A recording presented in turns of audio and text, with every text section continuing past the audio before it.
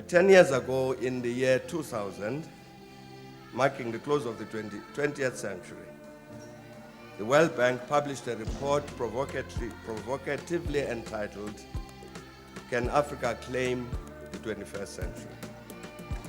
After 50 years of independence, is there much to commemorate and to celebrate, particularly in sub-Saharan Africa? Over what achievements can we rejoice? There was no confidence that any of the African processes would ever bring relief or meaningful change. I suspect that we would have been in a similar situation in Zimbabwe and Kenya had not timely interventions materialized. Africa is changed. The world is changed. The freedom generation of African leadership was effectively undermined during the first decade of Africa's independence. I'll talk today about the uprising in North Africa, and specifically the lesson learned and the challenges ahead. To this day, 34 African countries have ratified the Rome Statute. The Dar discussion unfolded in the context of rapid political change, triggered by a student demonstration. So it does not matter where you live and where you are as a woman, this struggle is yours. We Ethiopians, we trace our history to more than 4,500 years.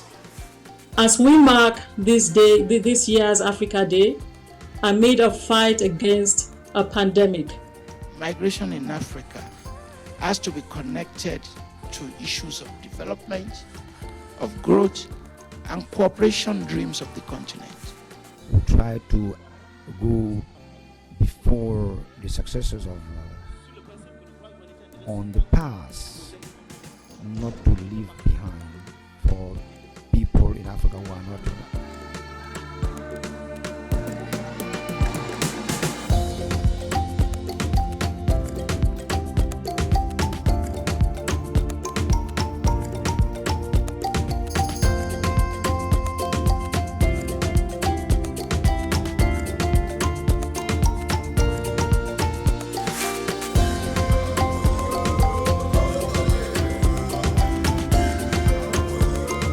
My name is Kathy Mutlahlana, and it's an honor for me to be your host tonight.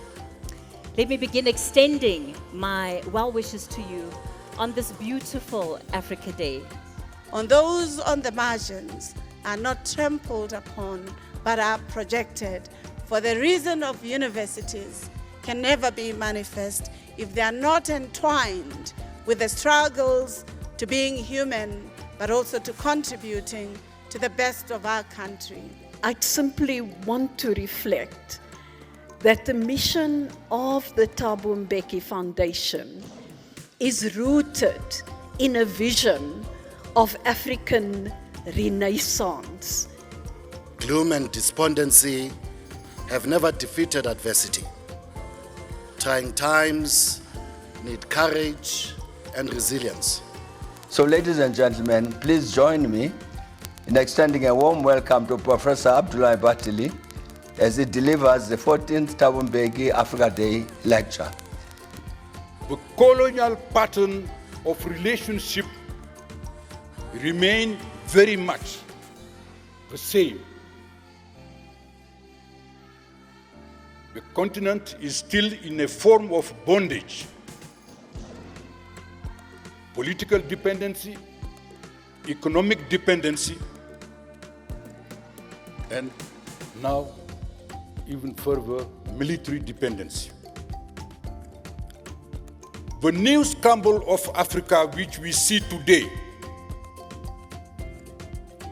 can be demonstrated through several types of manifestations we can see for our eyes.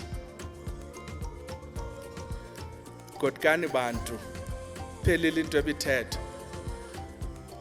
Professor Batili, that means the mission we invited you here for has been accomplished.